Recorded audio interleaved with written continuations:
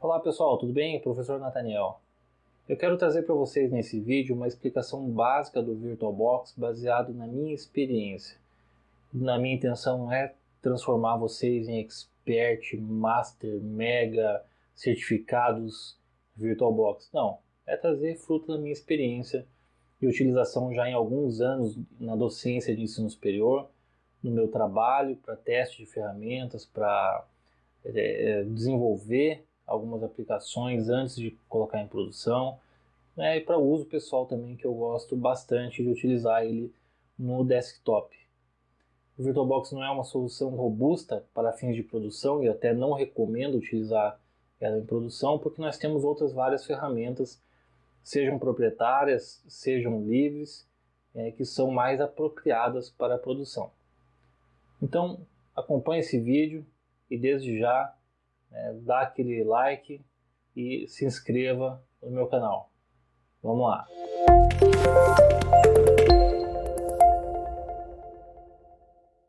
Muito bem, pessoal. Então, mais uma vez, a minha intenção não é tornar cada um de vocês especialista em VirtualBox. Vocês podem encontrar cursos bem interessantes por aí que vão ajudar vocês a se especializarem nessa ferramenta. No entanto, eu quero trazer para vocês uma experiência prática que eu tenho, que eu acumulei ao longo de alguns anos, né, mais de 10 anos de docência no ensino superior e também nos meus trabalhos do dia a dia.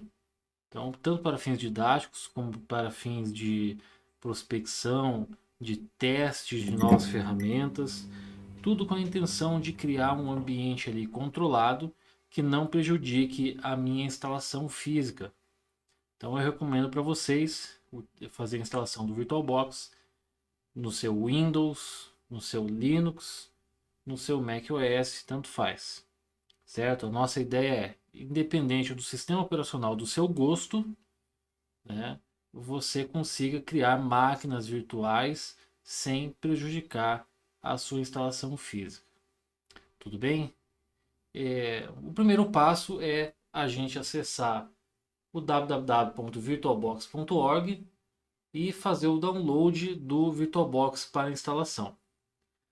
Para você que é usuário Windows, logo na primeira página do VirtualBox tem um link direto para download.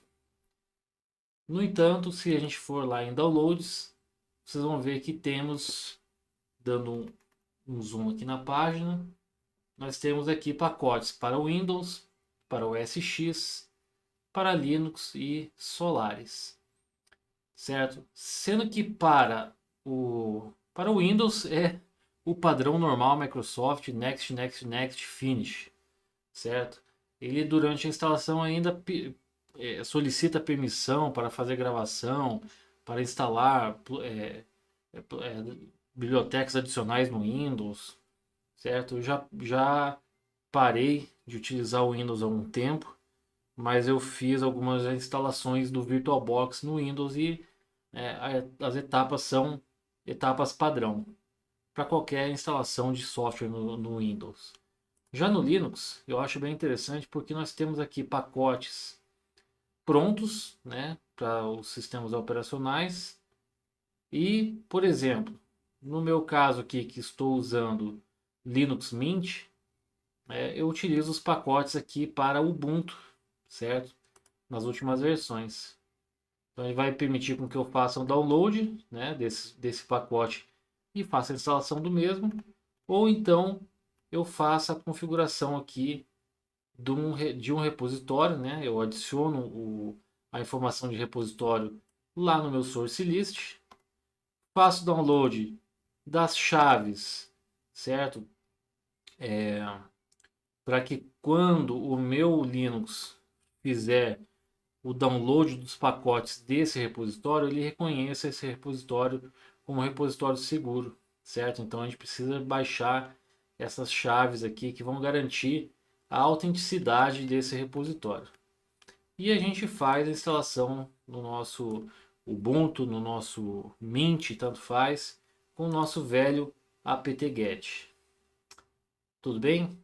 Então eu não vou abordar aqui a instalação propriamente dita do VirtualBox, porque eu creio que é uma etapa simples e não tem tanto mistério, certo? Para Linux pode ser até um pouquinho mais trabalhoso, mas é muito simples seguindo esses passos aqui.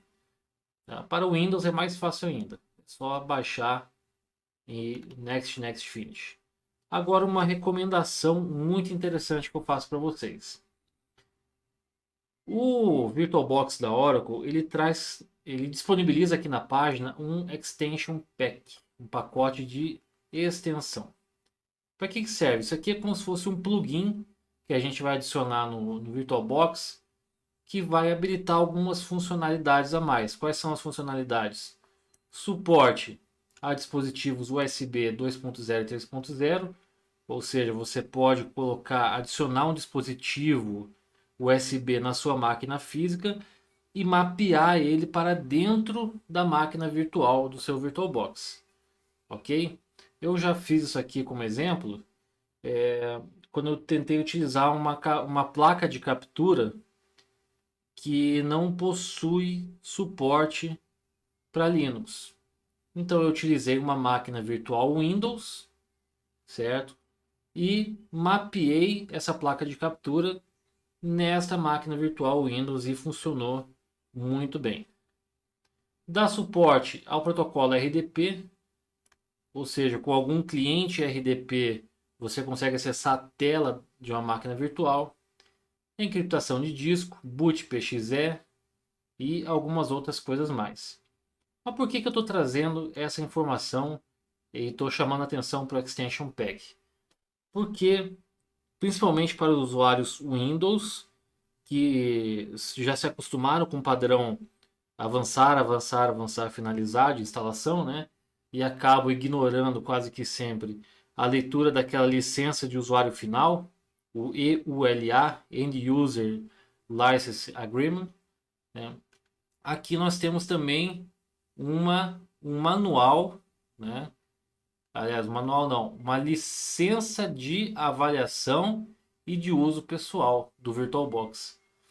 Ou seja, através dessa documentação ele fala que você não pode utilizar esse Extension Pack em ambiente corporativo, ou seja, na sua empresa.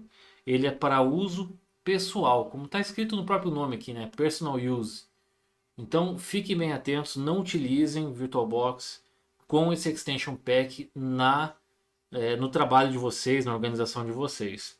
Tá? Usem para fins didáticos na casa de vocês, né? No seu notebook, para fazer os seus trabalhos, para testar soluções. E se vocês forem precisar utilizar o VirtualBox no seu trabalho, utilizem, mas sem esse Extension Pack. Tudo bem? Então vou considerar que vocês têm condições já de instalar o VirtualBox. O meu já está instalado, né? E vamos à tela dele aqui. Essa aqui é a tela do nosso VirtualBox. Eu estou utilizando, como já falei para vocês, no Linux Mint. Só que a tela do VirtualBox ela é praticamente a mesma para qualquer sistema operacional. Tudo bem? Eu tenho uma barra superior aqui, uma barra de menu. Eu tenho uma barra vertical, certo? Onde serão exibidas as minhas máquinas virtuais. E eu tenho aqui uma primeira opção de ferramentas. Dependendo do que eu selecionar aqui, eu vou ter exibição aqui nesse campo de mais detalhes sobre a seleção que eu fiz aqui à esquerda. Tudo bem? Vamos dar uma passadinha aqui nas opções do menu superior então? Aqui em arquivo eu tenho preferências, importar ou exportar appliance. O que significa isso aqui?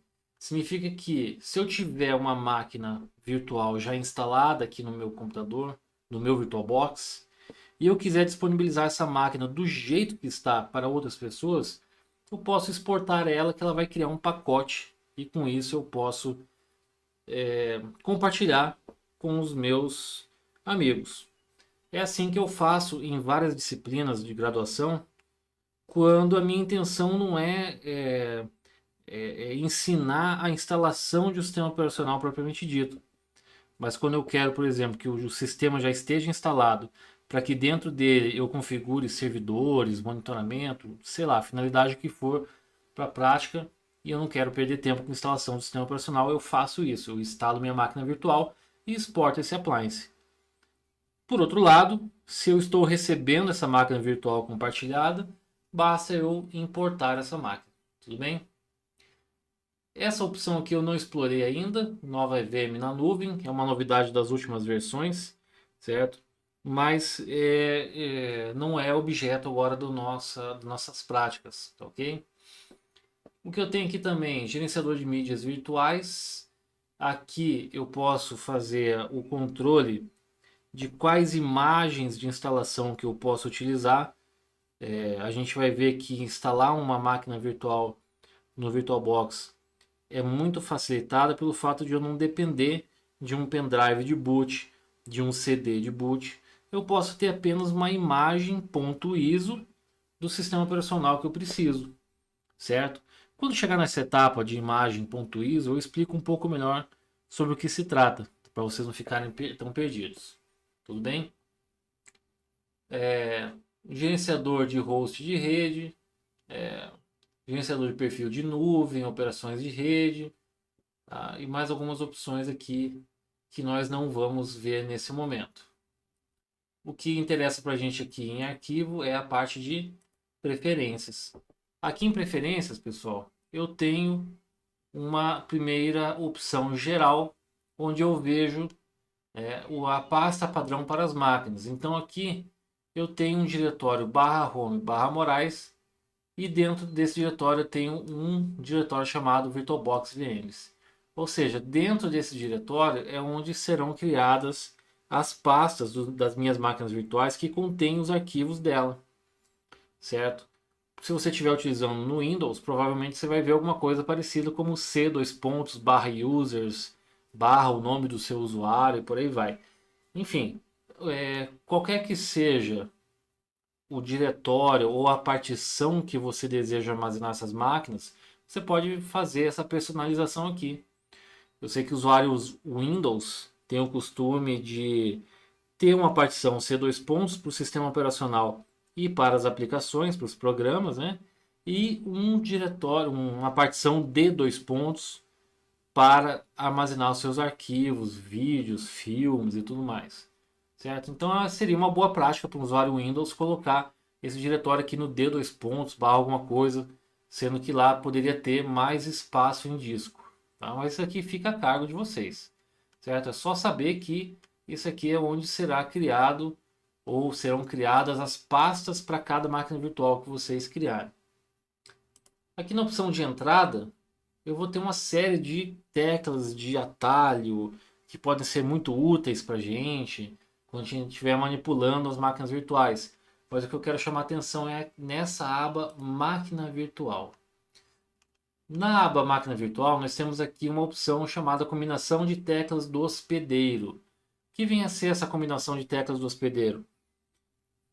Quando nós estamos manipulando uma máquina virtual, que ela já está ligada, que a gente vai agir dentro dela, sempre que a gente clica com o mouse dentro dela, o VirtualBox ele trava o meu teclado e o meu mouse dentro dessa máquina virtual. Então, para quem é novato, fica até às vezes desesperado, né? Sem saber o que está acontecendo. Eu acho que a máquina travou, mas não é bem assim, certo? Isso é muito interessante, é muito bacana isso. O VirtualBox ele isola seu teclado e mouse do sistema operacional da sua máquina física, né? E deixa eles presos dentro da máquina virtual. Aí vocês podem fazer lá toda a administração, toda a manipulação da máquina virtual.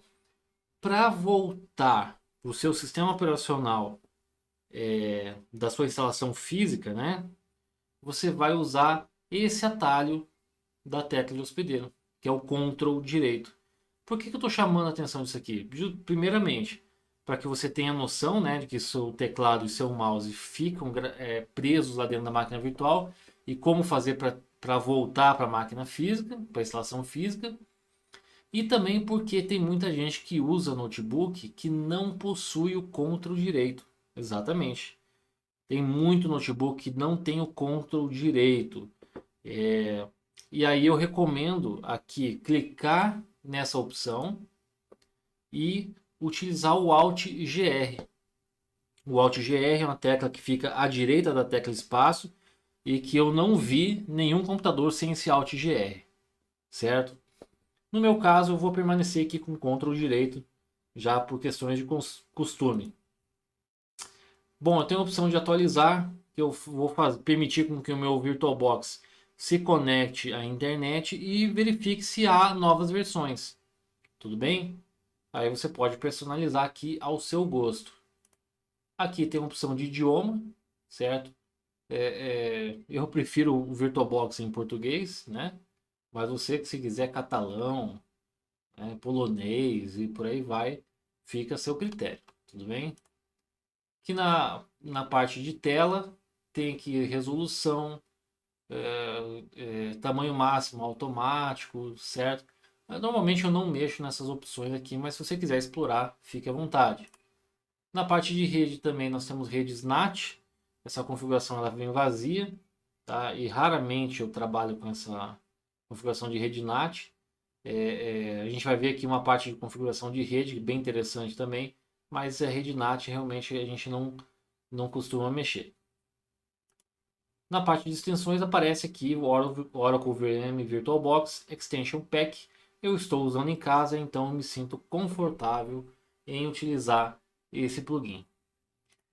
E por fim, a parte de proxy, caso você esteja utilizando o seu computador dentro da sua empresa, onde possui um proxy corporativo, que é é o único caminho que você tem para chegar na internet. Então aqui você tem essa possibilidade de configurar o proxy, né, e ajudar o seu VirtualBox a fazer as suas atualizações. Tudo bem? Vou dar um OK aqui e vamos seguir no nosso menu superior. Aqui na parte de máquina eu posso criar uma nova máquina. Vou fazer uma configuração passo a passo, como a gente vai ver nas outras práticas, né? E também eu posso acrescentar, caso eu tenha uma máquina já pronta, gravada aqui no meu HD, eu posso simplesmente vir aqui e acrescentar. E logicamente, né, um menu de ajuda, onde vocês podem encontrar aqui fórum, o help dele, o site do VirtualBox, né, sobre o VirtualBox e por aí vai, certo? O que eu gosto sempre de chamar a atenção é que eu já sinto que naturalmente o pessoal de TI tem uma tendência muito alta de ser autodidata. E eu acho isso importante frisar, principalmente para os jovens que estão iniciando na área, né, o quão benéfico isso pode ser você criar o costume de ir à internet, pesquisar, procurar as fontes, ler a documentação, ler os manuais. Isso pode te ajudar muito, né, na sua carreira e também pessoalmente, né? Bom, aqui nessa parte de ferramentas, aqui no finalzinho tem esses três marcadores aqui. Clicando neles eu tenho quatro opções. Uma opção de bem-vindo, nada mais é do que essa tela de bem-vindo ao VirtualBox, com alguns botões aqui de funções diversas. Eu tenho aqui uma opção de mídia. Então vejam aqui, ó, que eu tenho vários discos rígidos já. Discos óticos são as minhas imagens ISO, certo? Que eu posso utilizar para fazer a instalação das minhas máquinas virtuais. E olha só, temos até dispositivo de disquete. Tá? E pode simular aqui dispositivo de disquete. Aqui na parte de rede, eu tenho criada duas VBox Net. O que são essas VBox Net? São interfaces, pessoal, de um tipo de rede que nós chamamos de host only ou exclusivo do hospedeiro. Isso aqui vai ajudar a gente em algumas situações onde a gente quer ter uma máquina virtual que ela não faz parte da sua rede local, que ela faz parte de uma rede isolada. Então você pode isolar essa máquina sem prejudicar a sua rede local e fazer os testes necessários. Legal? O que eu sempre faço aqui é o seguinte: eu desabilito o servidor DHCP nessas interfaces, porque quando eu crio uma máquina virtual e eu adiciono uma interface de rede ligada a essas redes aqui, eu não quero que essas redes, que o VirtualBox determine endereço automaticamente para essas interfaces. Tudo bem? E esses endereços aqui que são, olha só, quando você cria essas interfaces, no seu Windows, no seu Linux, tanto faz, são criadas interfaces de rede virtuais, né, com esses endereços. É para facilitar alguma prática ou acesso a alguma máquina virtual que vocês configurem a placa de rede nesses modos de host only. Tudo bem? Então eu prefiro deixar aqui quietinho, porque tem várias práticas que eu acabo utilizando e isolando as minhas máquinas da rede local. Aí tem mais uma opção aqui de nuvem, né, que como eu falei para vocês, eu ainda não explorei essa, essa funcionalidade de nuvem do VirtualBox que apareceu aqui nas últimas versões. Tudo bem? Vou voltar aqui ao bem-vindo. E aqui eu vou explorar no bem-vindo o que tem de opção. Basicamente tem algumas as principais opções que eu tenho do menu arquivo, né, que é preferências do VirtualBox, importar ou exportar uma máquina pronta, criar uma nova máquina ou acrescentar uma máquina existente que já esteja aqui com seu disco, seus arquivos no meu sistema de diretórios padrão. Tudo bem? Eu ainda tenho a opção de, após criar as máquinas, juntar essas máquinas em grupos. Eu tenho aqui VMs de teste, são 17 máquinas que eu deixei recolhido aqui para não ser exibido, porque são máquinas que eu já utilizo nas minhas aulas. Tudo bem? Então essa aqui foi uma forma que é simples de exibir o VirtualBox. E na próxima etapa eu vou fazer a instalação do Debian 10 64 bits para que a gente possa exemplificar aqui como que a gente realiza a instalação de um sistema operacional no VirtualBox. Tudo bem? Então, até já, pessoal.